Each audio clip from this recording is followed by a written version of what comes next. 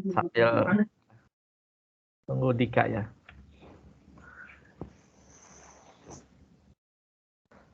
Pak, tidak bisa dirotasikan, Pak. Atau saya pindah di PS dulu, Pak. Ya, boleh. Saya sambil sampaikan aja dulu ya, berarti biar paralel. Jadi, uji hipotesis ini, mudah-mudahan sudah tahu semua ya apa itu hipotesis. Hipotesis ini kan dugaan, gitu ya, atau kesimpulan awal dari suatu permasalahan tertentu. Gitu ya, kalau kalian membuat analisis, kemudian melakukan riset termasuk tugas akhir, biasanya ada dugaan-dugaan, ada jawaban sementara. Ini yang dimaksud dengan hipotesis. Walaupun belum tentu demikian, tidak masalah. Dan hipotesis ini bisa benar, bisa juga salah. Gitu ya. Nah, ini kita ingin coba lakukan pengujian. Makanya diistilahkan dengan uji hipotesis. Nah, caranya gimana nanti kita uji? Kita harus ada datanya. Nah, nanti berdasarkan data ini, apakah hipotesis yang menjadi jawaban sementara di awal ini benar atau tidak, tepat atau tidak. Kalau salah pun juga tidak masalah. Ya. Nah, yang jelas diujinya dengan standar ilmiah, gitu ya. Makanya di mata kuliah statistika ini, walaupun objeknya tidak dipermasalahkan, mau di elektro, mau di tegangan tinggi, mau di masalah industri dan lain sebagainya, gitu ya. Beberapa penelitian ada yang memang hipotesis ini perlu ada gitu. Ada juga memang yang tidak mengharuskan gitu ya. Tetapi ini akan bisa menjadi topik riset tersendiri, gitu ya. Kemarin ada misalkan kita mau tahu hubungan antara bentuk elektroda gitu ya, kemudian jarak elektroda, kemudian dengan breakdown misalkan di salah satu elektro gitu ya. Nah, ini bisa dilakukan. Diambil datanya, kita punya dugaan misalkan di tegangan 30 kilovolt ini akan breakdown misalkan. Nah, hal-hal ini bisa kita lakukan. Nah, kemudian dugaan di 30 kilovolt ini yang kita uji jawaban kita. Hipotesis kita uji benar atau tidak. Mungkin 30 volt ini ada rumusan, ada landasan teoritisnya gitu misalkan. Nah, ini yang dilakukan pengujian. Nah, cara pengujiannya gimana? Jangan dilakukan satu kali. Kalau kita lakukan 2 kali misalkan, kita uji di 30 kilovolt breakdown misalkan. Dilakukan pengujian pertama, breakdownnya di 28 kilovolt. Di pengujian kedua di 31 kilovolt, misalkan demikian. Nah, ini yang benar yang mana jadinya? Nah, data-data seperti ini yang digunakan untuk menjawab apakah hipotesis yang dilakukan di awal tersebut benar atau tidak. Gitu ya. Jadi ini jawaban sementara, dugaan sementara, jawaban di awal penelitian gitu ya. Walaupun nanti bisa juga mau analisanya boleh, tapi topik uji hipotesis ini pun juga ada standar keilmiahannya, jadi bisa dilakukan sebagai topik penelitian juga. Gitu ya. Ada juga misalkan minyak trafo gitu ya. Dilakukan juga walaupun ada standar SPLN-nya. Nah, ini kan diuji juga nanti bisa. Dugaan kita seperti apa.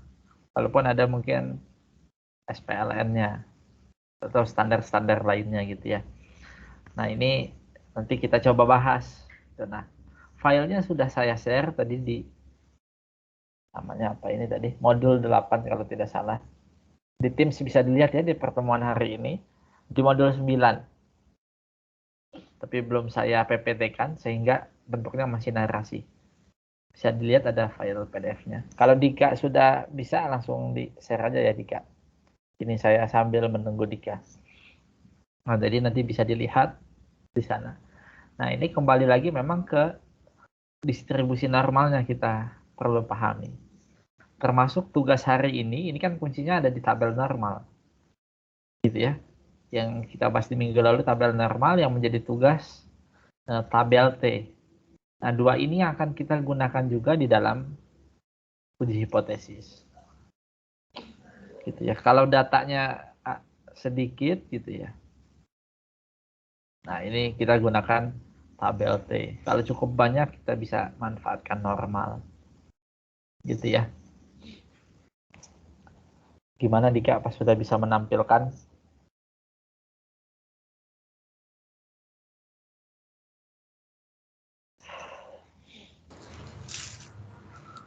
Ya Pak, saya izin share screen ya Pak. Oke.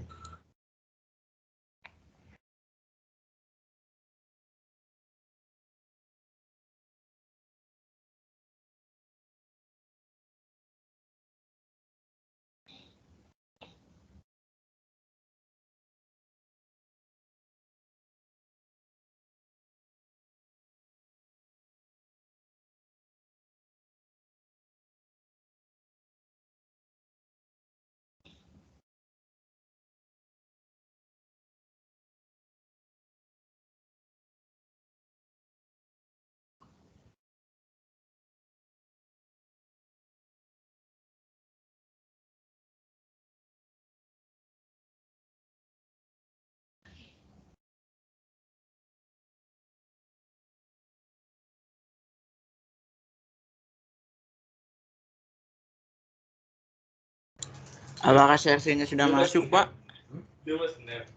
Belum. Belum.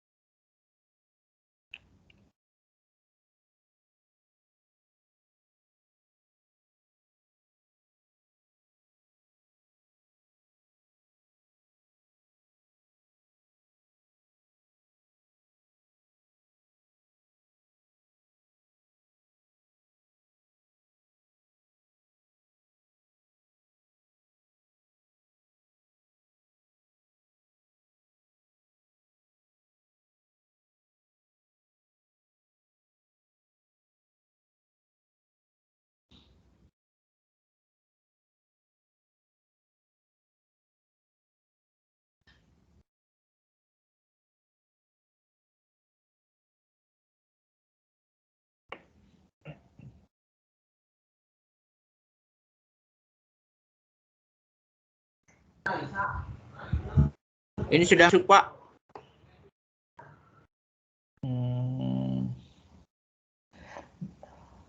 Sudah. Oke. Oke, silahkan Dika Anda jelaskan.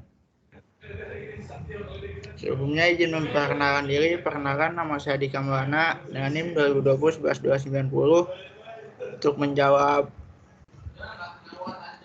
interval kepercayaan tugas dari Pak Miftahul Fikri. Di sini diketahui ada rata-ratanya yaitu 80. Kemudian ada simpanan bakunya 10. Kemudian ada diketahuinya ada jumlah datanya 10 mahasiswa, DF-nya yaitu N-1, di mana rumusnya kalau jumlahnya kurang dari 30 itu menggunakan T, N, DF-nya itu N-1 sama dengan 9. Rumusnya yaitu rata-rata dikurangi T dikali S dibagi akar N kurang dari mu mu lebih besar dari bar X ditambah T dikali S dibagi akar N. Dimana X-nya tadi 80 dikurangi 1,83. Di sini tuh 1,83 didapat dari tabel kemarin itu, Pak. Ya.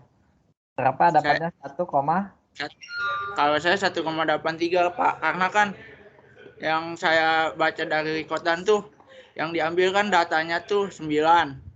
Kemudian persenannya tuh kan 0,05, Pak. Jadi 1,83. Oke. Oke. Kemudian setelah dijumlah maka hasilnya 80 dikurang 5,79 kurang dari mu lebih besar dari 80 ditambah 5 dikurang di 5,79. Mu lebih besar dari 74,21, mu kurang dari 85,79, Pak. Ini hasilnya, Pak. Oke. Oke. Ada yang punya jawaban lain?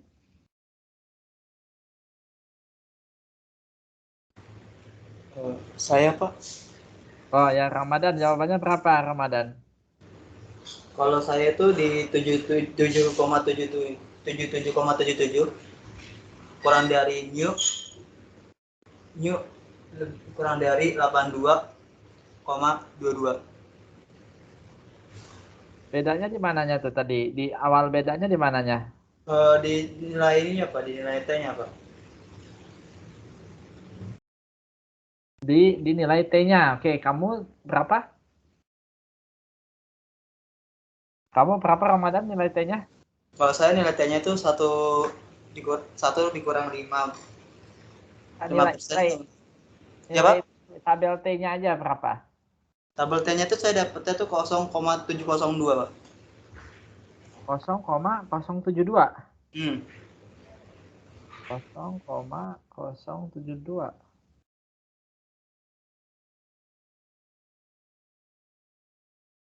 Berarti kamu ngambilnya yang mana tuh? Oh, kamu ngambilnya di ini ya. Paling kiri ya, kolomnya ya. Oke. Iya, Pak. Nanti kita lihat lagi. Ada lagi jawaban yang lain? Ini memang, tapi kalau untuk data yang lainnya sama ya. Misalkan data apa namanya? X bar-nya kan sama ya. Kemudian nilai S-nya sama gitu ya. Nilai N-nya juga sama. Gitu ya. Cuman memang hanya tinggal nilai kalau di normal di data lebih dari 30 nilai Z-nya. Tapi kalau kurang dari 30 nilai T-nya. Gitu kan ya yang jadi masalah ya. Nanti kita lihat sama-sama. Ada lagi yang punya jawaban lain? Saya, Pak. Ya.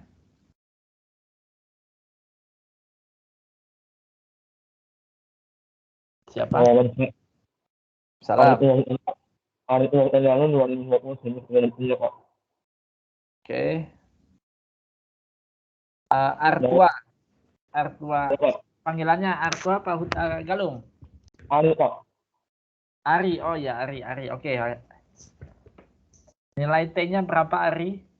Saya 2,262, Pak. 2,262. Saya lihat dulu 2,262. Ya, Pak. Oke. Ada lagi yang punya jawaban lain? Ini sambil dilihat di tabelnya ya, yang file yang saya kasih. Ada nggak yang punya jawaban lain?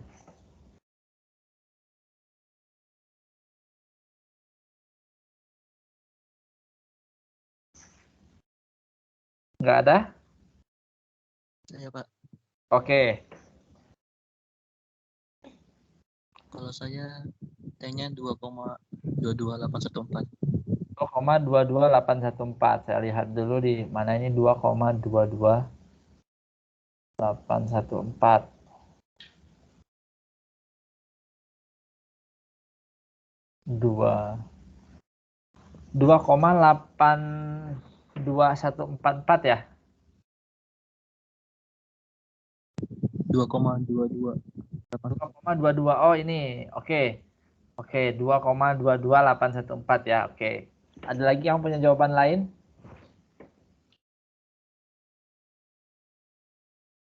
Ini kita perlu hati-hati ketika melihat tabel T maupun tabel Z juga sama. Karena nanti ini akan memberikan efek apakah interval kita sangat lebar atau sangat kecil gitu ya. Padahal ini sangat erat kaitannya dengan akurasi yang diinginkan. Gitu ya. Di minggu lalu kan saya sampaikan, kalau dugaan kita berubah sebuah titik, begitu titiknya salah ya, salah total lah kita. Tapi kalau interval gitu ya, ini akan kemungkinan besar ketepatannya akan bisa lebih tinggi. Makanya nanti kan ada interval kepercayaan ini kan. Nah, walaupun rata-rataan yang kita dapat misalkan 80, tetapi nggak selalu realnya 80, bisa 80, sekian. Ya. Nah, interval ini ditentukan oleh nilai T dan nilai Z. Makanya kita perlu hati-hati. Nggak ada lagi ya, itu aja. Atau ada lagi juga yang lain? Berarti ada berapa macam? Ada 5 macam ya. Saya pikir ini bagus. Yang penting sudah dicoba. Gitu ya, tinggal kita pahami baik-baik. Nah, oke, kita coba lihat dulu soalnya ini. Ini kita apa ya namanya? Kita contoh seperti yang ada di dalam tabel normal atau yang di soal sebelumnya gitu ya.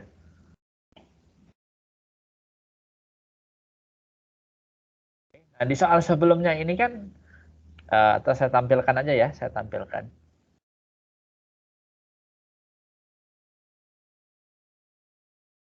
Kuncinya memang ada di tabel-tabel ini. Karena kalau kita nggak gunakan tabel, wujud dapat angka-angka ini dari integral. Gitu ya. Angka-angka ini dapatnya di tabel dari integral. Nah, oke, ini bisa kita lihat di soal sebelumnya kan 5%. Gitu ya.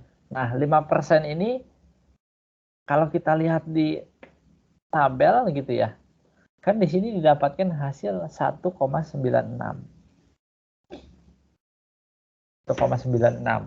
Nah, jadi kita lihat 1,96 gitu ya, hasilnya 0,475. Jadi ternyata memang 5% ini kita bagi dua. Kenapa dibagi dua? Karena dia di sini ada sisi kiri dan sisi kanannya. Jadi yang dimaksud 5% ini ialah setengah bagiannya di sebelah kiri rata-rata, di sebelah kanannya nanti di sebelah kanan rata-rata. Nah, di sini kan di soal rata-ratanya 80 ya. Di sini bisa kita lihat rata-ratanya ini di sekitar 80. Tetapi ada di sebelah kirinya gitu dengan penskalan 1,96 tadi yang kita dapat di tabel. Jadi jangan diambil di setengah tabelnya 5%. Gitu ya. Kalau di setengah tabelnya 5%, di sebelah kiri, di sebelah kanannya 5%, toleransi kesalahannya nanti akan jadi keliru. Jadi 10%, sedangkan yang disoalkan hanya 5%. Gitu ya. Maka ini dibagi dua. Gitu ya, mudah-mudahan bisa dipahami. Maka didapatlah hasilnya 1,96. Nah, kalau di soal ini kita lihat, ini kan juga sama ya, 5% berarti ada dari sebelah kirinya, ada sebelah kanannya, kan gitu. Nah, maka di sini kita bisa lihat di dalam tabel ini. Tabelnya mana ini? Nah, ini ya.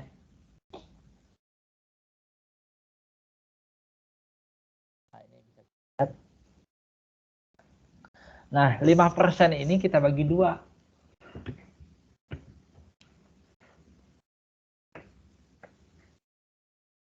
Jadi di sini bisa dilihat kalau derajat kebebasannya kan kita ambil di slide ini, di PDF ini kan dijelaskan. Ini terlihat ya. Derajat kebebasan itu dikurangi 1. Gitu ya. Jadi kalau ada 10 data berarti kita kurangi 1 menjadi 9. Maka di baris dengan ini yang 9 yang kita ambil. Gitu ya. Cuman yang membedakan di kolom mana nih? Kan gitu.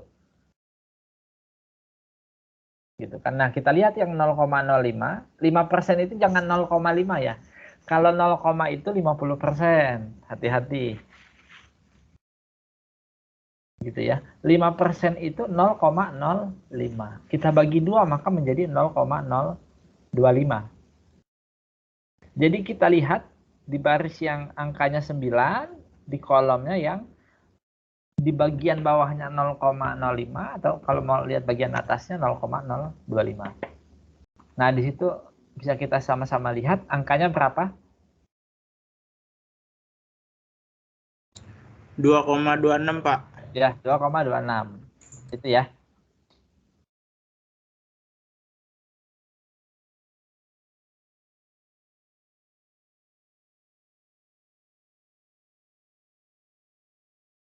Oke, itu mudah-mudahan bisa dipahami ya. Pak, izin bertanya, Pak. Boleh, silakan. Sebelum perkenalkan, saya Pak Rizky Cornelius dengan NIM 2020-11266. Ya. Jadi untuk interval kepercayaan ini kan ada 2 tipe, Pak. Untuk data di bawah 30 dan data di atas 30. Betul, betul. Kalau misalnya data di bawah 30 itu pakai T, kalau misalnya data di atas 30 itu pakai Z. Itu ada perbedaan nggak, Pak, untuk mencarinya? Untuk mencari apanya? Nilai Interval. dari nilai Z dan nilai T-nya itu. Iya. Kalau mencari nilai Z dan nilai T-nya, ini kan kita sesuaikan dengan tabelnya. Ini terlihat kan ya filenya. Kalau dia kurang dari 30, gunakan T. Maka tabel ini yang digunakan. Ini tabel T. Gitu ya. Siapa? Cornelius ya? Cornelius. Ini tabel T. Tapi kalau tabel normal, ini di atas. Jadi cara mendapatkannya beda.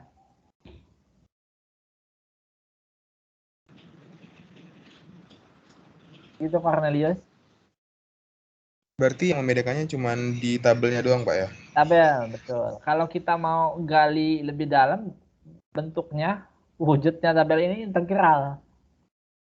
Makanya diilustrasikan dengan luas. Luas apa? Di bawah kurva. Ya, begitu juga dengan T. Ini kalau kita lihat ilustrasinya, ini gitu ya. Kalau di historinya, sejarahnya memang Z dulu ditemukan, kemudian dilakukan eksperimen gitu ya, pengamatan. Nah, kemudian muncul pertanyaan, kok ketika datanya lebih sedikit, sepertinya ada kekurang sesuaian gitu ya. Kemudian si T ini yang menemukan, tadinya namanya student T, menggunakan nama samaran setahu saya, makanya dikenal juga dengan T student ini, karena ada apa problem tertentu gitu ya di waktu itu terkait dengan publikasi. Nah, ternyata dilakukan kajian lebih lanjut, oh kalau gunakan tabel T tidak bisa secara langsung seperti normal. Akhirnya diturunkan rumus-rumusnya, didapatkanlah formulanya, dibuatlah tabelnya. Nah, inilah makanya. Nah, kalau kita sekarang tinggal gunakan tabel ini aja. Dan ini kalau kalian lakukan pengujian digunakan ini. Dan ini ilmiah gitu ya. Kan bisa juga kalian ada data-data tertentu, ambil, udah hitung apanya, tapi bentuk ilmiah. Ini sering digunakan loh. Dalam pengujian obat juga misalkan digunakan juga. Jangan lakukan pengujian satu kali. Ya, nah ini contohnya ya di yang namanya normal juga T. Gitu Cornelius ya. Kalau ada lagi yang lain boleh silahkan. Baik, Pak. Terima kasih. Oke, ada lagi? Pak, izin bertanya Pak. Oke. Sebelumnya perkenalan, nama saya Dika Maulana dengan NIM 2020-11290 Pak. Tadi kenapa dibagi 2 Pak? Oke, kenapa dibagi 2? Jadi ini, ini kan kita mau membuat interval kepercayaan. Kita kembali ke awal dulu ya. Statistika saya sering ingat kan sering saya ulang-ulang di awal, ini poin utamanya sampel untuk populasi. Informasi yang kita punya hanya sedikit sekali, tapi kita mau simpulkan untuk keseluruhan. Tentu ini kalau nggak ada metode, nggak bisa diterima. Maka ada metode-metodenya. Gitu ya. Nah, terkait dengan permasalahan ini juga sama. Kita punya data hanya 50 mahasiswa. Anggaplah di ITPLN dari 4.000 misalkan. Kita lakukan pengamatan, kita ambil data, atau mau data lain juga boleh, jangan dianggap ini hanya untuk data nilai aja gitu ya. Ini saya lakukan juga untuk data breakdown misalkan, data-data PLTS misalkan. Jadi banyak sekali. Ini hanya diambil sebagai contoh. Nah, data 50 ini yang kita punya, kita ingin coba simpulkan untuk anggaplah 4.000 gitu ya. Ternyata kita dapat dari 50 ini rata-ratanya 80, simpangan bakunya 10. Kan gitu. Nah, pertanyaannya, ini kan hanya 50 atau data sampel yang kita punya. Kalau yang 4.000 berapa rata-ratanya? Gitu kan pertanyaannya sebetulnya untuk yang 4.000, yang 50 ini nggak begitu penting. Tapi digunakan untuk yang 4.000 kan gitu permasalahannya. Gitu juga data-data survei lainnya. Kita hanya punya sebagian kecil, kita tadi masih bukan buat semua, gimana caranya? Gitu kan? Nah, maka dilakukan dengan metode, kembali lagi, sampel untuk populasi. Yang 50 bisa untuk yang 4.000, gimana caranya? Nah, ini. Nah, dilakukanlah suatu metode. Gitu ya. Ini di dalam topik interval kepercayaan. Nah, bentuknya nanti akan interval. Nah, di sini bisa kita lihat, karena dia interval, nanti akan ada dari rentang tertentu sampai dengan rentang tertentu. Kan gitu. Jadi ada sisi kirinya, ada sisi kanannya. Kalau kita lihat di bentuknya, sini bisa dilihat ya. Sampai dengan di sini. Nah, ini sampai dengan S. Nah, di sini. Ini kita lihat di sebelah kiri mu-nya, di sebelah kanan mu-nya. Gitu kan? Nah,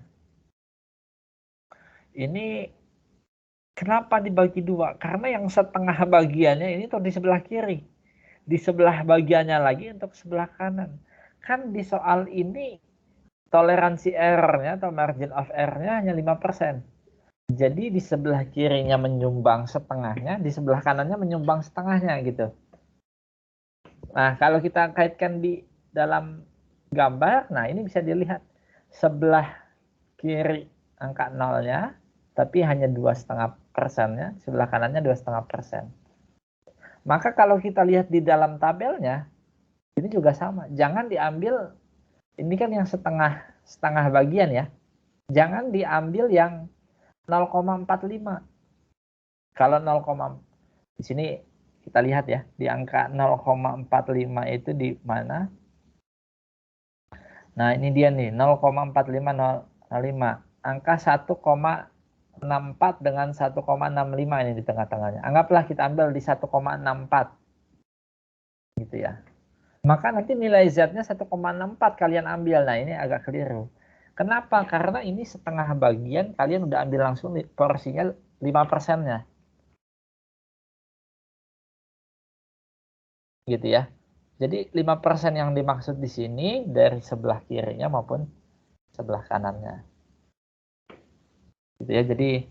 Jadi perlu hati-hati juga. Jangan sampai tidak sesuai dengan yang dimaksud soal. Gitu ya, Dika. Iya, Pak. Oke. Kecuali nanti ada soal, nanti ketika kita bahas uji hipotesis akan ada berbagai variasinya lagi. Yang mau kita lihat hanya sisi kanannya aja. Nah, ini juga jangan dibagi dua. Yang mau kita lihat hanya di sisi kirinya aja. Nah, ini juga jangan dibagi dua. Gitu ya. Nanti kita lihat lebih lanjut ketika kita bahas yang namanya uji hipotesis. Tolong baca terlebih dahulu ya. Filenya sudah saya share. Di situ juga ada tabel Z dan tabel T, jadi bisa apa namanya? Bisa dibaca dan disesuaikan. Jadi minggu depan insya Allah kita bahas langsung gitu ya terkait dengan uji hipotesisnya. Yang pengantarnya kalian baca ya. Kalian baca masing-masing, nanti kita langsung diskusikan, kita lihat soal-soalnya juga ada di sana. Misalkan ada suatu perusahaan gitu ya, punya standar ketika memproduksi harus dengan bobot sekian, karena untuk jaga kualitas. Tapi di satu sisi kalau terlalu berlebihan juga akan menyebabkan rugi gitu ya. Nah ini kan perlu dilakukan pengujian, diambil sampling apa namanya produknya, gitu ya. Kalau semuanya dicek kan juga nggak mungkin. Sehari misalkan bisa menghasilkan produk 1 juta produk gitu, diuji semuanya kan nggak mungkin juga. Jadi biarkan diproduksi gitu ya. Kemudian dari sekian banyak data itu diambillah sampling. Misalkan dari 1 juta itu kan juga nggak tiap hari diambilnya gitu kan ya. Diambillah 50. Kemudian dicek, dapatlah data-datanya, disimpulkan rataannya sekian, simpangan bakunya sekian, gitu ya. Nah, kemudian dilakukanlah perhitungan seperti tadi, apakah interval taksiran, ataukah uji hipotesis. Nah, kalau uji hipotesis yang membedakan, caranya mirip sekali, asal dipahami tabel T, tabel Z tadi ya. Nah, tetapi nanti kita cross check, apakah yang dihipotesiskan itu sesuai atau tidak. Nah, biasanya ini sesuai dengan standar tertentu. Standarnya standar yang diinginkan. Kalau produknya nggak boleh terlalu berlebih dari yang dijual 100 gram misalkan, tetapi di produknya 120 gram misalkan, ya kan? Atau satuannya mililiter kalau produk tertentu gitu ya. Ya konsumennya puas tapi bisa rugi juga nanti. Atau standar minimalnya 100 mili, yang dijual 90 mili, nanti komplain itu. Ya jadi ini perlu dilakukan pengujian, istilahnya uji hipotesis. Jadi itu ya, saya pikir kalau sudah dipahami nanti bisa dilihat-lihat lagi, dibaca lagi yang namanya tabel T, tabel Z gitu ya. Kalau itu dipahami kita insya Allah akan cepat terkait uji hipotesis. Paling nanti Pak kita tinggal mengulang yang tadi saya sampaikan di sisi kiri, di sisi kanan itu agak hati-hati gitu ya, karena saya mengajar berulang gitu ya. Suka mahasiswa keliru di dalam penentuan toleransinya ini. Salah melihat tabelnya. Mestinya 5% dibagi 2 gitu ya. Ini nggak dibagi 2. Atau mestinya 5% nggak dibagi 2, ini malah dibagi 2. Gitu kan. Karena kan sesuai dengan soalnya inginnya seperti apa. Kalau di dalam prakteknya di lapangan sesuai dengan standarnya seperti apa. Jadi soal ini mewakili atau bentuk dari standar yang ada. Gitu ya. Standar tertentu. Anggaplah misalnya standar SPLN kalau di produk tertentu, di pengujian tertentu. Nah, nanti kita cek sesuai nggak yang di lapangan dengan standar tertentu. Ini juga bisa jadi topik uji hipotesis. Saya pikir itu ya. Ada yang mau ditanyakan sebelum saya cukupkan? Sebelum saya tutup? Silahkan. Izin Pak, pertanyaan satu lagi. Ya. Jadi kan tadi yang saya pahami itu soalnya itu kan 5% margin of error. Ya. Berarti itu kan batas kesalahan Pak. Kenapa? Ya. Dan oh iya Pak, jadi yang saya lihat referensi dari Google itu dia 1 dikurang dari margin of error-nya. Jadi harusnya 95%. Ya, oke. Jadi margin of error-nya 5%. Jadi toleransi kesalahan kita 5%. Kalau gitu keakurasiannya berapa? 95%. Itu yang dimaksud dengan 1 dikurang margin of error. Jadi artinya begini. Oke, kita dapat data, kita dapat kesimpulan dari rata-rata sampel 80 nilainya. Gitu ya. Nah, kemudian di interval kepercayaan ini 95% di dalam interval yang kita dapat di perhitungan tadi angkanya berapa? 77, sekian sampai 82, sekian ya. Itu 95% bisa dipercaya. Peluangnya rata-rata yang 4.000 mahasiswa tadi 95% di interval itu. Gitu ya. Tadi siapa yang menanyakan? Oh, Cornelius. Jadi Cornelius, Pak. ya. Jadi pemaknaannya gitu, 95% bisa di dalam interval itu. Tetapi bukan 95% untuk yang 50 data sampel, tetapi untuk yang populasi.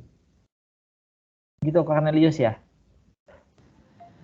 Berarti dia tidak masuk ke dalam perhitungan nilai Z atau nilai T-nya, Pak ya? Yang mananya? Untuk apa? 1 dikurang dari margin of error itu. Tingkat keakurasiannya. 1 dikurang margin of error itu apa namanya? Derajat kepercayaannya atau peluang nilai yang kita cari berada di interval tersebut.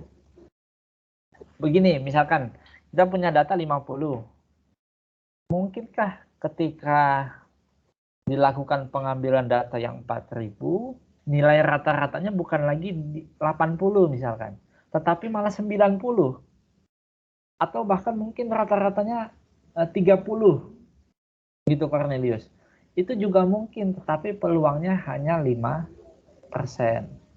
Sedangkan 95% berada di interval yang kita hitung tadi.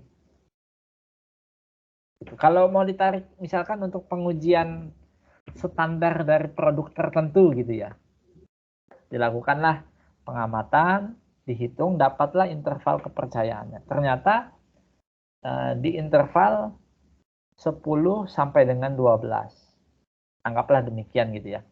10 sampai dengan 12 ini bisa dipercaya, bisa dipertanggungjawabkan peluangnya gitu ya. Ini sebesar 95%. Apakah mungkin nanti begitu dilakukan pengambilan data yang lebih banyak, yang merupakan populasi di angka 13? Itu juga sangat mungkin, tapi peluangnya sangat-sangat kecil, hanya 5%. Gitu Cornelius ya? Baik, Pak. Terima kasih, Pak. Ya, itu kita memaknai apa simbol-simbol tadi. Gitu ya. Di dalam perhitungannya itu digunakan nggak? Justru nanti itu untuk pengambilan keputusan tertentu. Gitu kan? Itu yang perlu kita perhatikan juga. Jangan sampai ini pasti nanti data yang didapat di interval ini belum tentu juga, tetapi 95% di interval tersebut. Kalau kita misalkan perlu ketelitian yang cukup tinggi, anggaplah misalkan di lab tegangan tinggi, jangan sampai terlalu toleransinya terlalu besar gitu ya. Nah, ini kan pengujian ini juga perlu dilakukan. Ternyata nggak sesuai standar. Wah, ini kan bahaya juga gitu. Makanya uji hipotesis setelah ini kita bisa lihat. Atau di pertemuan ini interval kepercayaan yang dimaksudkan dengan interval kepercayaan tadi kita untuk menghitung berapa persen di interval tersebut dipenuhi, walaupun kemungkinan ada margin of error-nya sekian persen. Saya pikir itu ya, kita cukupkan. Nanti boleh kita diskusikan lagi di minggu depan, insya Allah bisa di jam 10 gitu ya, karena tadi ada aktivitas lain. Saya pikir itu, jangan lupa dibaca dulu ya, sehingga kita bisa bahas langsung uji hipotesis. Lebih kurangnya mohon maaf. Assalamualaikum warahmatullahi wabarakatuh. Waalaikumsalam warahmatullahi wabarakatuh.